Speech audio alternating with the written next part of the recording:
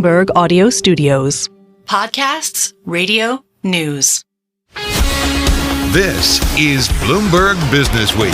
Insight from the reporters and editors who bring you America's most trusted business magazine, plus global business, finance, and tech news. The Bloomberg Businessweek podcast with Carol Messer and Tim Stenivek from Bloomberg Radio.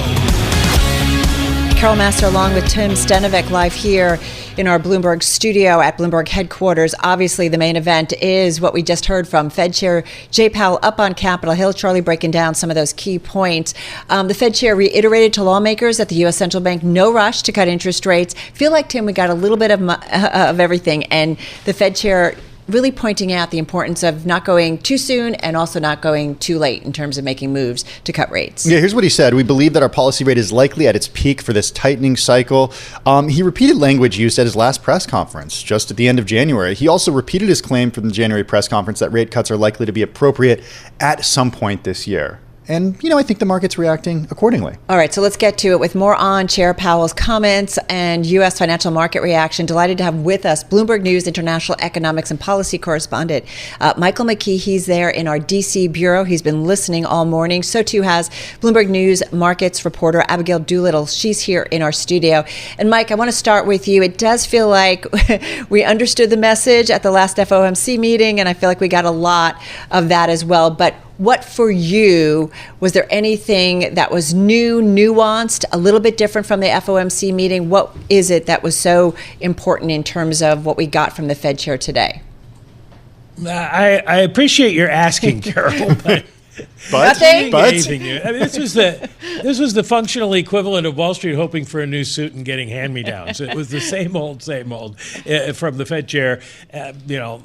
He really can't say anything else at this point. It was more explanatory than anything else, and it's a story that traders have heard now for some weeks from Chair Powell and many other members of the Open Market Committee. But what did stand out today, and what was maybe a little bit of a surprise, was how much bipartisan anger there was at the Basel III endgame bank regulations that the Fed is looking at right now. These grow out of an international effort to raise capital levels and regulation standards in banks around the world. The U.S. hasn't implemented it yet. They've put together a process for putting it in place, and they put it out for comment, and they've gotten a lot of negative comment from the banking industry, who have also sent comments, apparently, to their local representatives. We knew Republicans didn't like it, but today we really got an earful from some Democratic representatives as well. They think it's going to result in less lending to the banks from the banks in their districts. Their banks will be less profitable. In other words, the message from the representatives is this is bad for business, so it's bad for the economy.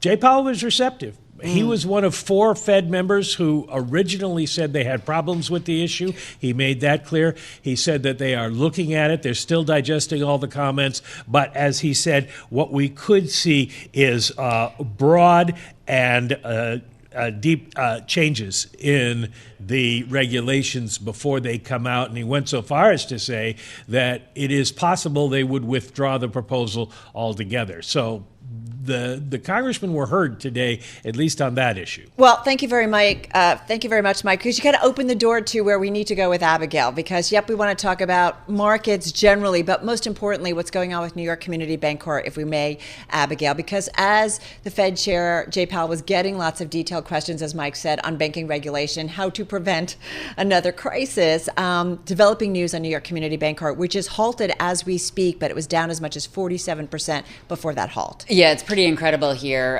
This beleaguered regional bank, the news just can't get worse. It just keeps getting worse and worse, it seems. And to your point, they are saying that they're trying to raise equity capital. That's been the big question with all the headlines that have come out recently in terms of they're talking about the poor oversight of loans. And then we had a couple of downgrades. One of the downgrades was key because it was a downgrade of basically a certain portion of their business to junk. And they suggested that if that happened, that they could see outflows. One thing they have not updated investors on through all of this are their deposits. So in February, deposits and liquidity was very helpful or healthy, but to not make that update through all of this, you could take it one way or the other, that it's either really bad, they don't want to share that, or they want to pull a rabbit out of the hat. So it's going to be interesting to see what comes on the other side of this. Hey, Abigail, I want to broaden this out a little bit and just talk about the equity market reaction in general to what we heard from Jay Powell earlier.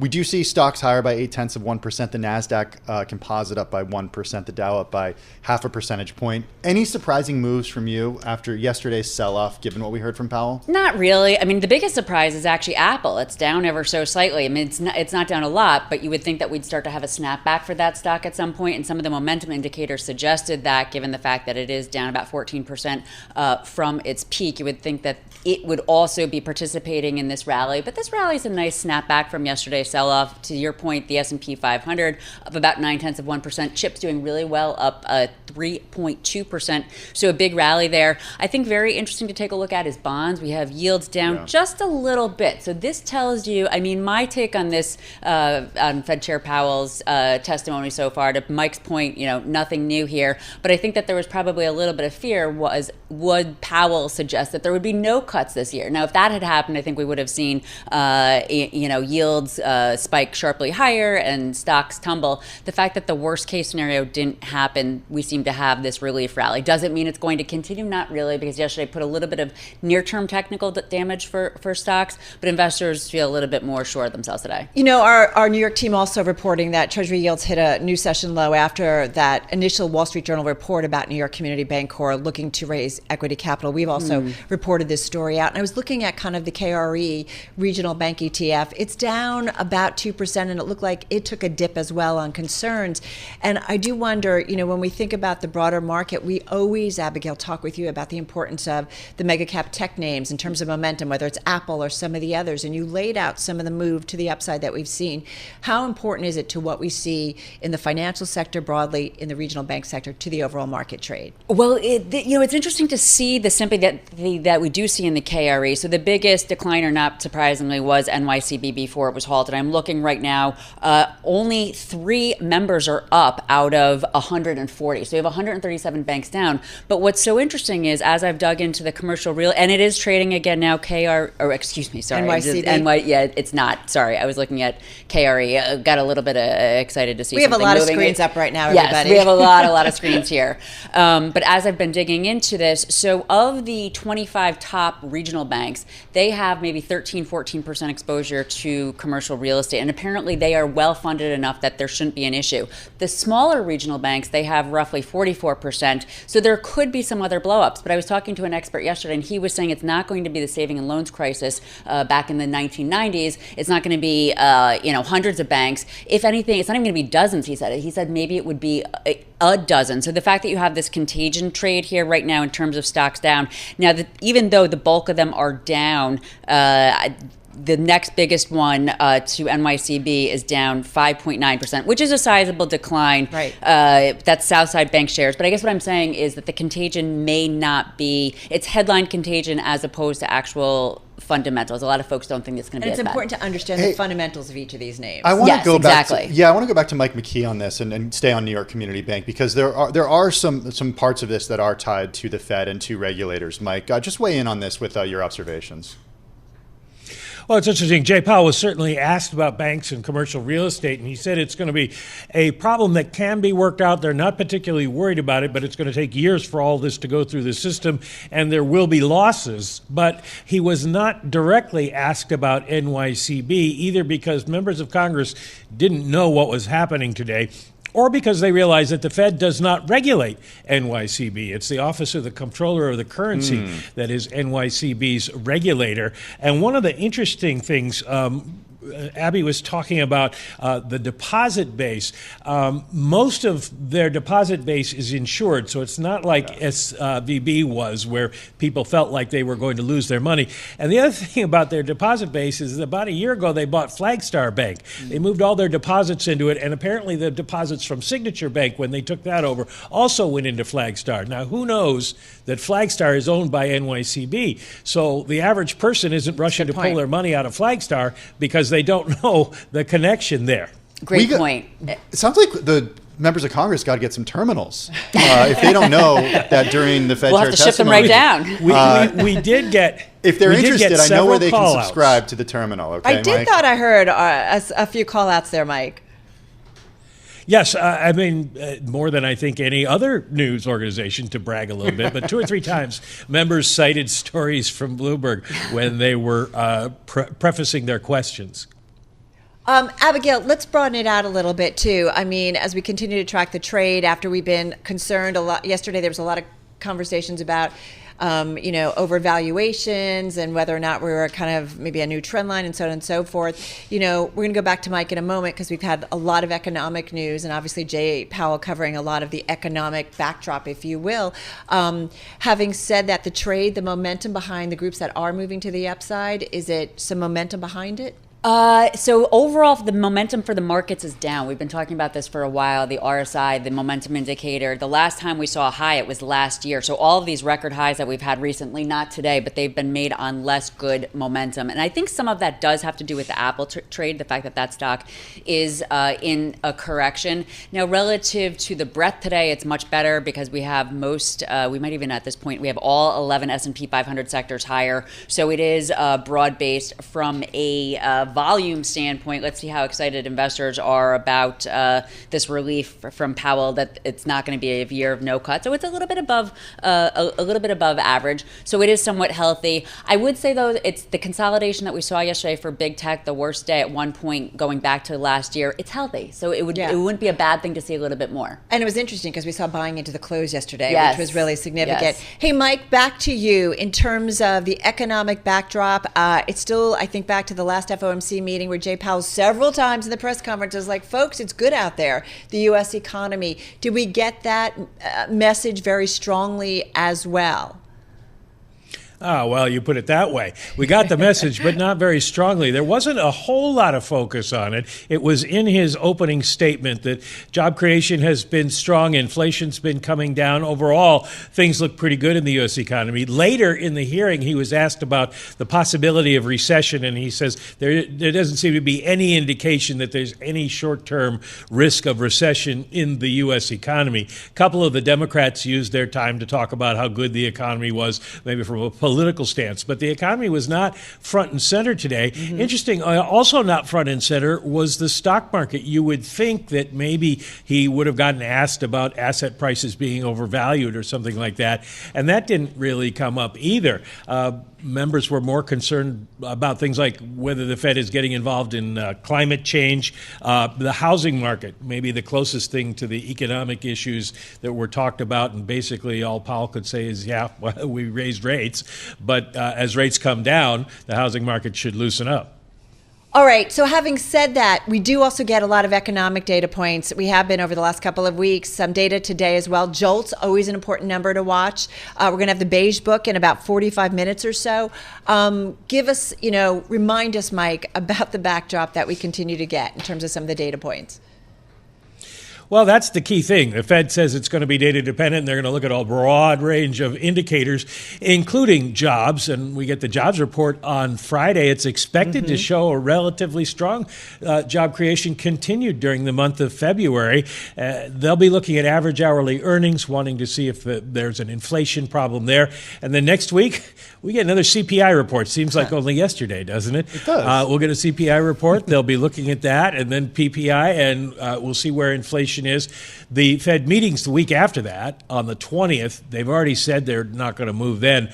So then the focus turns to the May 1st meeting, and we'll see what the numbers add up to by then. But right now, it looks pretty good. The question is, does inflation keep going down? That's going to be the one major point to trade upon. Hey, Mike, how does this set things up for Jay Powell tomorrow when he's in front of the Senate? Do we have any indication that the line of questioning will be similar, i.e. hear more about Basel III and questions about that? I think that's what you'll get. Senate questioning tends to be more detailed, more specific, less political, and so probably some more questions about when they might cut interest rates. But then I would imagine a lot of people are going to be on both sides of the issue tomorrow in the Senate on banking, because you can bet Elizabeth Warren is going to let the chairman know they should be as tough as possible on the banks, because that's been her position. So we may get some interesting cross arguments from members of the committee tomorrow. May get more on climate change. That's also been an issue of how far is the Fed allowed to go in what it's doing on climate change. There was one question today about the Fed and its balance sheet, but it wasn't really about when they're going to start running it down. It was more about the Fed's losses. Jay Powell saying doesn't affect our operations. It's really just a bookkeeping exercise. So we might see more of that as well. I wonder if we'll see much more political posturing. We really didn't today, which is something you usually get from members of the House. We did see some questions about housing affordability, Mike, which I found interesting given that things aren't necessarily going the way that economists typically think they'll go when rates go higher. Home prices should go down because mortgages become more expensive. That got thrown out the window over the last couple of years. What did you make of the line of questioning around housing affordability? Because as the point that you've made many times before is the idea with the Fed raising rates is things do get more expensive, so demand goes down. Well, that's the problem here is we're in a different environment with housing than we've been in that anybody could remember because rates got so low. A lot of people out there, I think something like 40-50% have rates under 4%. And right now we're over 7%. So nobody wants to sell their house because they don't want to have to buy a more expensive mortgage. It was different if you were selling a 7% mortgage and you're looking at a 6 or an 8% mortgage. It's not that much different. But now it would be a huge difference in monthly payments. So everybody's just sitting there. There's no inventory on the market of existing homes. There aren't enough new homes being built. So the price goes up, simply supply and demand. Yeah. They need to get interest rates down, mortgage rates down, then maybe pent-up demand to move will take over, and we'll see some additional inventory come on the market. But this may be a one-time significant jump in home prices that doesn't go away. Hey, Mike, theoretically, at least, the Fed is not supposed to be looking at the stock market or stock prices, but one stock that's really tough to not watch is NVIDIA. And of course, for that AI play, a lot of people are thinking that AI is going to juice the economy in a massive, massive way, if not this year or a couple of years. How much did Fed Chair Jay Powell speak about AI and the possible influence on the economy? Not very much. He was starting to get asked about it when the questioner ran out of time, and they really didn't come back to it all that much. The Fed's position is it seems to be something that will add to productivity, but we're going to have to watch it and make sure and see where the productivity comes from and what downrange impacts that has, who loses jobs, who gets jobs, that sort of thing. They're not really ready to comment on that. There was a big conference on Friday of Fed officials in New York City, and that was one of the major topics, but it didn't come up as much as you might have thought today on Capitol Hill. Maybe tomorrow. One of the few people who aren't just talking about AI. Hey, Mike, just real quickly, 30 seconds. One thing that struck me is Fed Chair Jay Powell saying the pandemic's still writing the story of our economy right now, and we should be prepared to be surprised with the next chapter. A reminder that we still don't know how this all ends. We don't. And if you keep up with some of the medical literature, the doctors are all warning it's still out there. There's still mutations, and we have to be careful.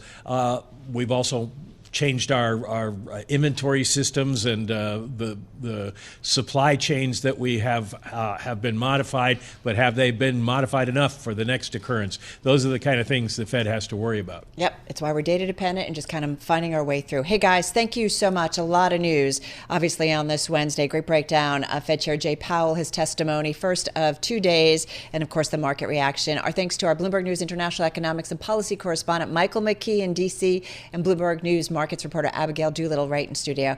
We're coming back in just a moment. You're listening to the Bloomberg Businessweek podcast. Catch us live weekday afternoons from 2 to 5 p.m. Eastern. Listen on Apple CarPlay and Android Auto with the Bloomberg Business app. Or watch us live on YouTube. Just to rehash our top story, I would say, safe to say here, on this Wednesday, New York Community Bancorp planning to announce an equity investment of more than $1 billion led by Stephen Mnuchin's Liberty Strategic Capital, Hudson Bay Capital, and Reverence Capital Partners, according to a spokesperson for the bank.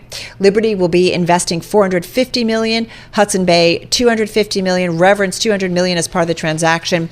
Also, NYCB will add new directors to its board, including Stephen Mnuchin and JoAnne Joseph Otting, a former comptroller of the currency, the board of NYCB to be reduced to 9 members, and this transaction to close on or around March 11th. And a quick check in terms of shares of New York Community Bank still halted, but we are getting some more details here, and we'll continue to follow it as they cross the Bloomberg. Yeah, New York Community Bank also to sell and issue shares at $2 per share and named Joseph Otting as the company's CEO. For more, let's bring in Herman Chan, Bloomberg Intelligence Senior Analyst for U.S. regional banks. Herman, a lot has happened just in the moments that you sat down in our studio this afternoon. Is this infusion enough to save New York Community Bank? Look, it does offer a lifeline for them, especially given the way the stock has traded over the past few days.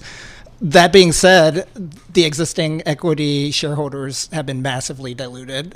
We're talking about a bank that has a bit over $1 billion in market cap, and they're raising over $1 billion with this equity infusion. So it's a tough pill to swallow for the shareholders that were riding it. But it does give them some time to shore up all the issues that we've talked about. Explain what this does to existing shareholders of the bank. If you're offering new shares at $2 per share, right, and at a $1 billion value, what does it do to existing shareholders? Right. So basically, your ownership of the earning stream is now down by 50%. Okay. So it's great for the company that it can still operate, given all the uncertainty, but it's just a changing of the guard and changing of the shareholders. Getting $1 billion lifeline, does that guarantee that this is a bank can continue to exist? And I don't want to be inflammatory. I want to be smart here, but $1 billion is a lot of money. Is that enough to fix the balance sheet and the risks that are out there? It really depends on what's going to happen with the deposits. Right now, it should placate a lot of folks that were maybe a little bit uncertain about what the path is ahead. But we've changed the management team yet again. There's a new CEO now with Joseph Otting. He's got a lot on his to-do list to shore up its capital even more, reduce their exposure to commercial real estate, and make sure their employees and customers stay within the bank. So that's a lot. We just had a new CEO join New York Community Bank, Sandro Danello. Right. So Sandro looks like he's out now, and Joseph Otting has been announced the new CEO. Sandro will remain as the non-executive chairman of the board. Can I ask you, when we've talked about this before, when we initially got that headline, was it a couple of days ago or so, about material weaknesses? And we had this conversation that's what a bank's supposed to do, right, in terms of risk oversight. So, I mean, do we know whether or not that they've fixed that problem? Does a cash infusion just fix that problem? It doesn't. So that's also... I should have mentioned earlier on the to-do list. And forgive me, about 30 seconds here. Sure. And so that's something, Joseph Otting was former head of the OCC, and they're regulated by the OCC. So that should give them a good plan to go ahead and make sure their regulatory issues are dealt with in a proper manner. We should also mention another headline crossing. Investors include Citadel Securities. So reaching out to a bunch of members of kind of the financial community. That's right. All right. What's next on your radar? This has taken up so much time. So we're just looking for the fallouts ahead. We've got a webinar going on tomorrow about the year after with SVB. All right, going to look forward to that. Herman Chan, thank you so much. A member of our Bloomberg Intelligence team watching these regionals for us. Again, shares of NYCB not trading yet. This is Bloomberg Businessweek. You're listening to the Bloomberg Businessweek podcast. Listen live each weekday starting at 2 p.m. Eastern on Apple CarPlay and Android Auto with the Bloomberg Business app. You can also listen live on Amazon Alexa from our flagship New York station. Just say, Alexa, play Bloomberg 1130. Well, here on Bloomberg Businessweek and at Bloomberg News, we follow foreign direct investment very closely because each year, countries around the world compete for more than $1 trillion in FDI flows.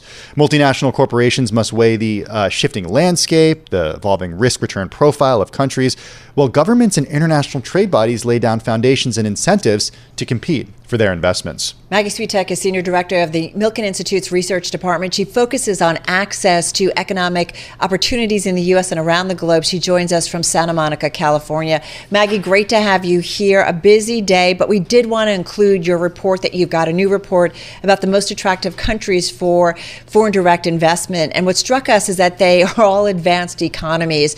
Just briefly go over kind of some of the key findings here. Yes, absolutely. So in the report that we just put out, we use our Global Opportunity Index. So what the Global Opportunity Index really does is that it provides a benchmark for countries' attractiveness to international investors. And the way we do it is we use 100 different indicators that we classify into 5 different categories that are business perception, economic fundamentals, financial services, international standards and policy, and institutional framework. And so in the report itself, we pair the findings from the Global Opportunity Index together with capital movements around the globe. And what that does is it really provides a comprehensive overview of opportunities for investors outside of their local markets, as well as it provides information to countries that are interested in improving their business environments by letting them see, what are the factors that they could work on in order to become more attractive to investors. So what you mentioned there is that the countries that tend to perform among the top 20 are all advanced economies. So this is actually something that is not surprising. I was going to say that seems to be expected, right? We think, because in terms of all those metrics you laid out, it's interesting. Here we are focused on New York Community Bancorp today. And there has been lots of concerns surrounding this bank over the last few weeks in particular, and the last week in particular. And yet, there are the means often sometimes from investors to kind of help out this situation. And I think about in the developed economies, that is available versus some of the emerging economies where that's not likely or as easily done. Yes, no, and so absolutely. These countries, these top 20 countries in our index, they're really strong in institutional framework. They have a good business perception, which, again, as you mentioned, is not surprising. These advanced economies really do attract the majority of capital inflows. They attract around 65%, our top 20 countries, of capital inflows from around the world. So it's also not surprising, again, as you mentioned, that they're on the top. However, what we say in the report and what we also highlight is that in addition to paying attention to these advanced countries, which are increasing their attractiveness as interest rates are remaining high among the advanced economies, investors should really also keep a lookout on the emerging countries and emerging and developing regions. And the reason why is because those offer, 2 reasons. First of all, they can offer high growth returns. Right. And also at the same time, these are countries that really need capital, right? These so are that's what I want to that talk could about. Use this That's exactly what I want to talk about, and sort of the idea of the risk profile. So if we remove some of the criteria that you include, but only look at where there's a potential for a bigger return for these investments, how does that profile change when it comes to advanced economies versus not advanced economies?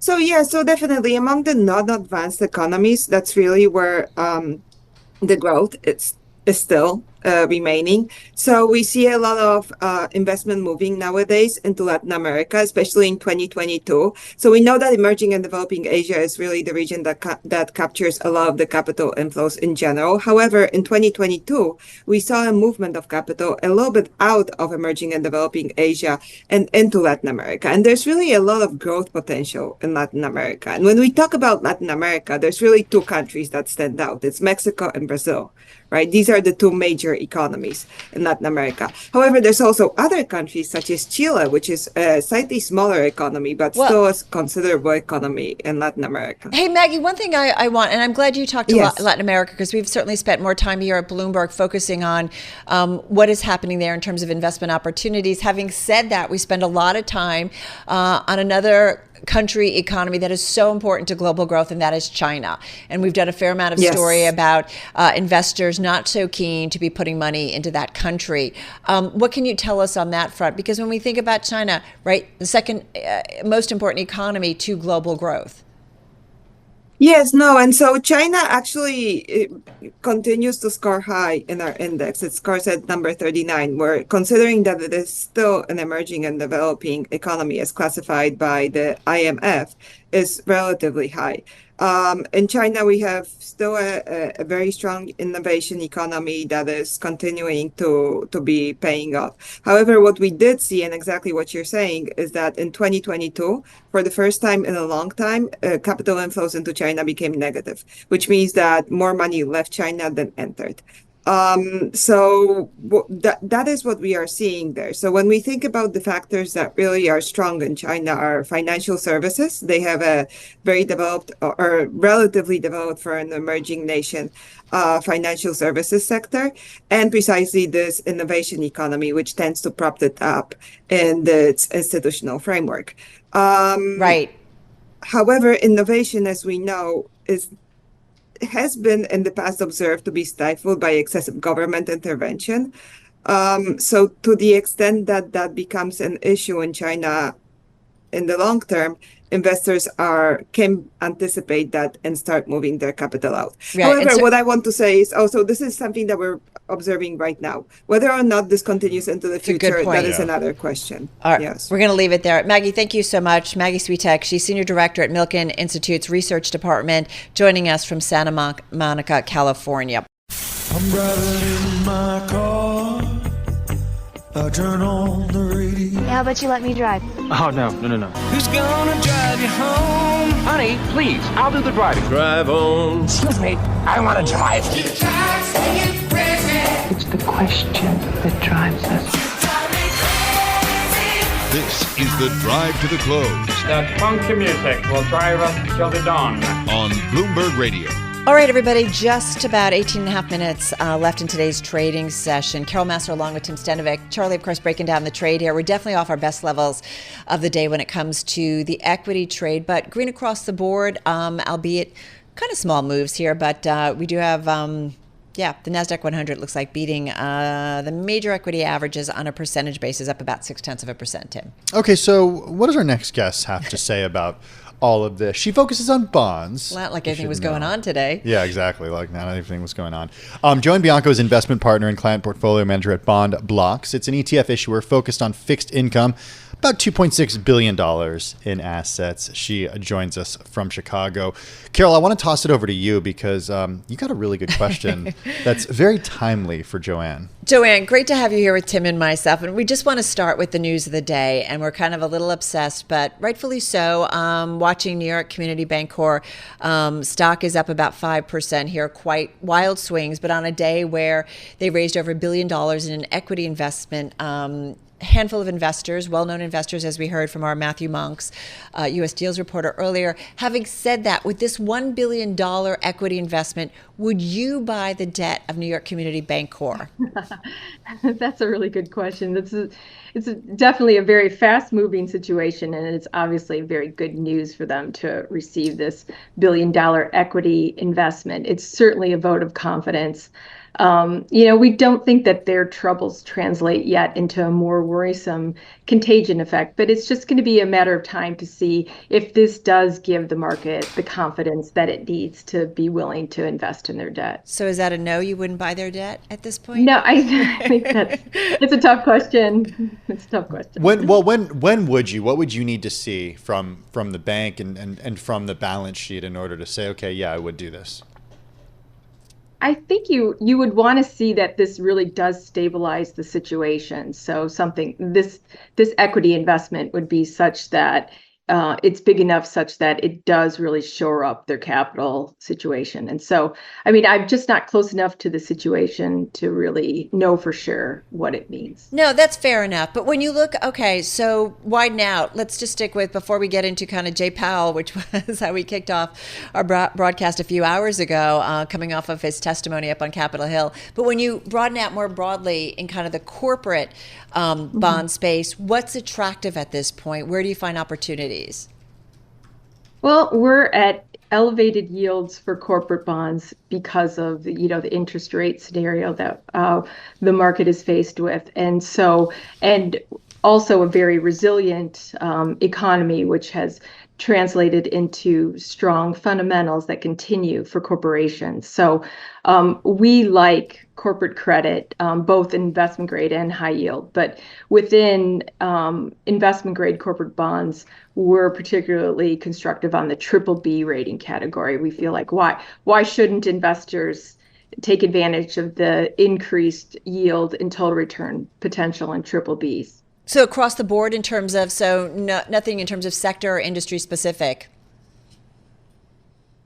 Well, there's a number of sectors that we like as well. I mean, the energy sector has been very strong, really good credit quality. There's been a lot of focus on balance sheet management there, and the price of oil, and it has been very helpful in terms of the type of cash flow that those companies can generate because of current commodity pricing. So that's definitely something we like. We also like companies in the core industrial sector as well.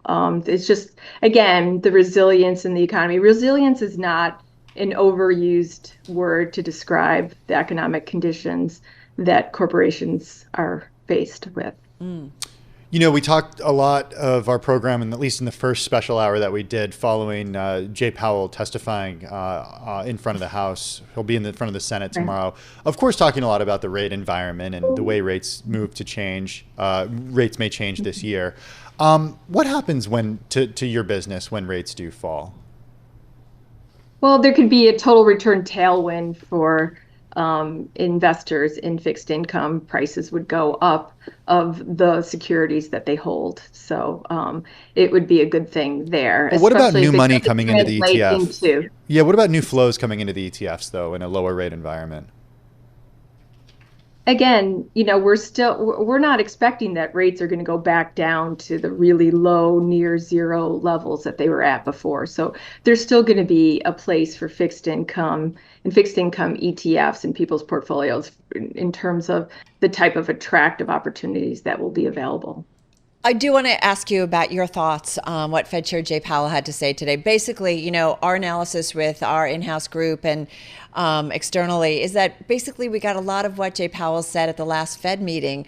And so not necessarily any new surprises. Didn't talk a ton about the economy, but the Fed, of course, concerned about going too soon when it comes to cutting rates, but also we're concerned about staying where they are too long and the impact it could have longer term on economic growth. What was key for you, if there was anything here that you thought was constructive, especially when it comes to the investment environment in your world? Well, I mean, he definitely reiterated that there is no rush for the Fed to cut rates, that they definitely want to continue to watch the data that comes in. I don't think it was, I think, positive for the market, positive for fixed income and equities, that he was saying that we're at peak rates, because that obviously it would be, if we expected rates to have to be increased significantly from here, that would be something that would be probably more negative, certainly for the equity market, possibly could be harder on the economy as well. Would you, just in the last 90 seconds that we have with you, last minute, I should say, what would have to happen, in your opinion, for the Fed chair to not follow through with the idea that we're at peak rates right now? Like, what would have to happen in the economy for the Fed to raise rates one more time, like we heard posited from Larry Summers a few weeks ago? Well, a reacceleration in inflation that's sustained. Okay. I mean, that's the short answer and the long answer. Well, look, I mean, you bring up a good point. We're sense. getting the February jobs numbers on Friday, and if that's comes in way past expectations, CPI happens next week also, and if that number comes in once again hot, then I think people might start asking those questions, Carol. Yeah, absolutely. All right, gonna leave it there. Hey, JoAnne, thank you so much. Really appreciate your input here today. JoAnne Bianco, she's investment partner and client portfolio manager over at BondBloxx, joining us in Chicago. This is the Bloomberg Businessweek podcast, available on Apple, Spotify, and anywhere else you get your podcasts. Listen live weekday afternoons from 2 to 5 p.m. Eastern on Bloomberg.com, the iHeartRadio app, TuneIn, and the Bloomberg Business app. You can also watch us live every weekday on YouTube and always on the Bloomberg Terminal.